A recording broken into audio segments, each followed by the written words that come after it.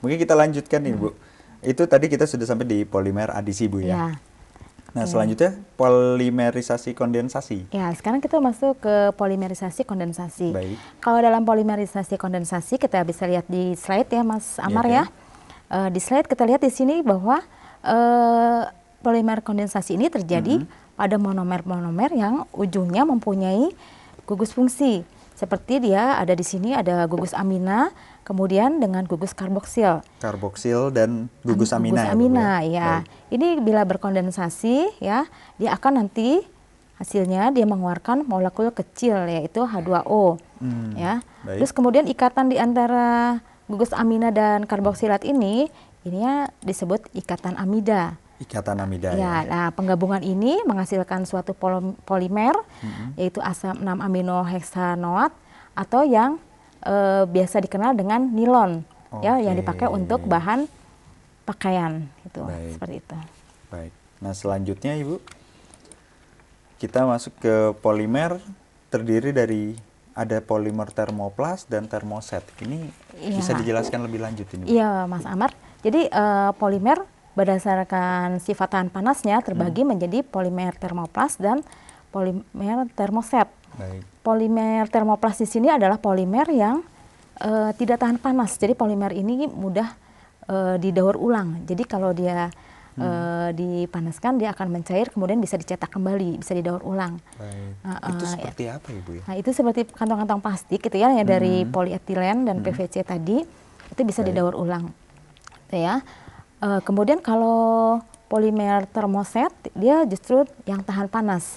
Jadi seperti untuk membuat setrikaan gitu kan, dia harus tahan panas. Baik. Nah itu tidak bisa didaur ulang.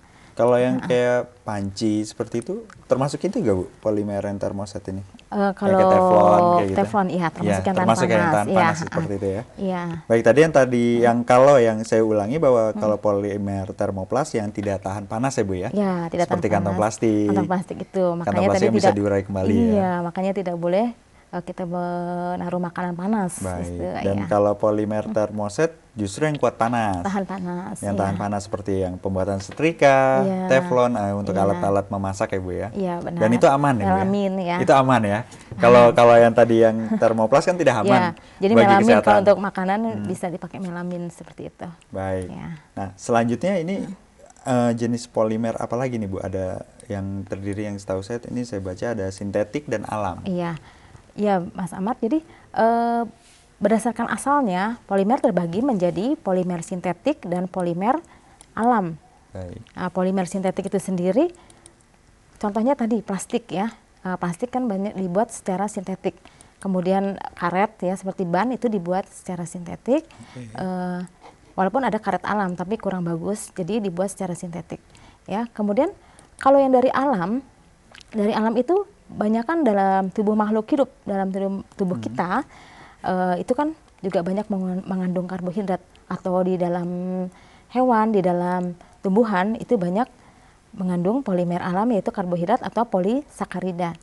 Oke. Jadi terus tadi kalau yang kemudian, polimer sintetik itu terdiri dari seperti plastik, karet, dan itu buatan ya Bu ya biasa. Ya. Dan kalau polimer yang alam yang ada dalam tubuh makhluk hidup, yang pada ada di dalam manusia, tubuh pada hewan, pada Baik. tumbuhan, seperti karbohidrat dan protein ini. Gitu. Kalau lemak tidak termasuk ya Bu ya? Ya, lemak akan ada di dalam kandungan tubuh kita ya.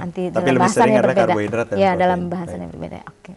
Baik, mungkin kita sebelum masuk ke materi berikutnya yang mengenai karbohidrat. Tadi saya ingin mengulangi bahwa ada jenis-jenis polimer, ya ada jenis-jenis polimer. Bisa berdasarkan unsurnya, strukturnya, ya, berdasarkan pembentukannya, strukturnya, berdasarkan sifat tahan panasnya, berdasarkan reaksi pembentukannya, gitu ya. Baik. Jadi itu penggolongan polimer. Ya. Baik. Nah, kita lanjutkan ke karbohidrat ini Bu.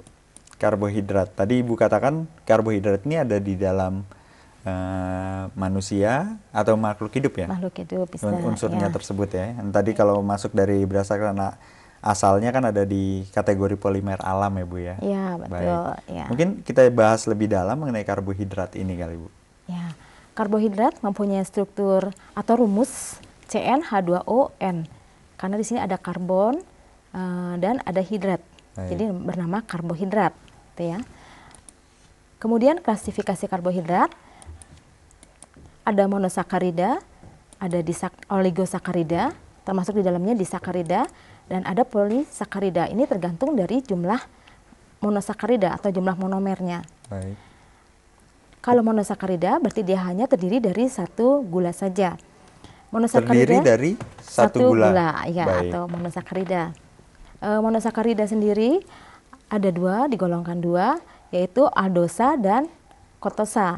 Aldosa jika dia memiliki gugus aldehid, sedangkan ketosa jika dia memiliki gugus fungsi keton. Aldosa dan aldosa adalah kalau jika memiliki gugus fungsi aldehid, sedangkan ketosa jika memiliki gugus fungsi keton. Kemudian di contoh glukosa di sini, yang glukosa banyak terdapat dalam glukosa darah, ya. Nah, jadi kalau kita kekurangan glukosa, kan kita bisa pingsan gitu ya. Terus ini dalam kandungan darah ya, dalam darah, glukosa atau kandungan gula ya Bu, bisa dikatakan itu gula, juga nggak? Ya. Glukosa kalau kelebihan juga tidak bagus, gitu kan? Betul. Ya. Glukosa rumusnya seperti ini, dia mempunyai gugus aldehid. Sedangkan kalau fruktosa itu dia terdapat pada buah-buahan, dia mempunyai gugus keton. Kemudian kalau galaktosa, dia juga termasuk aldosa dan terdapat pada susu sapi. Baik, tadi saya mau mengulangi saat Bu tadi di fruktosa ya Bu ya. Tadi Ibu katakan ditemukan di buah-buahan. Ya. Buah-buahan, mungkin bisa disebutkan contohnya Bu, buah-buahan apa saja yang bisa kita temukan? Ya, seperti apa anggur, untuk dalam ya. fruktosa? Anggur banyak mengandung fruktosa. Baik. Ya. Anggur, pisang? Ya, bisa. Pisang ada ya Bu ya? Hampir semua tumbuhan. Ya. Baik. Nah, kalau sedang galaktosa biasanya adalah ada dalam susu sapi. Susu sapi. Ya. Dan ini adalah kandungan-kandungan yang positif untuk kesehatan kita kan Bu ya? Iya, baik. Betul. Nah, sekarang kita coba selanjutnya rumusnya Bu, atau kenapa rumusnya dari rumus dari glukosa ini betul. Bisa ada yang menggunakan proyeksi Fischer, jadi bisa dilihat di slide. Proyeksi Fischer ini yang bentuknya lurus nih Mas ya. Ya, sedangkan ada bentuk cincin. Jadi ada bentuk cincin atau siklik. Nah, di sini kita bisa lihat di slide ya. Pada slide, ya, Kenapa istilahnya disebut cincin? Disebut cincin karena dia bentuknya siklik, melingkar. Jadi karena bentuknya melingkar, siklik, maka disebut cincin. Nah, bagaimana pembentukannya? Pembentukannya kita bisa lihat di sini. Untuk cincin piranosa adalah cincin yang mempunyai 6 atom C.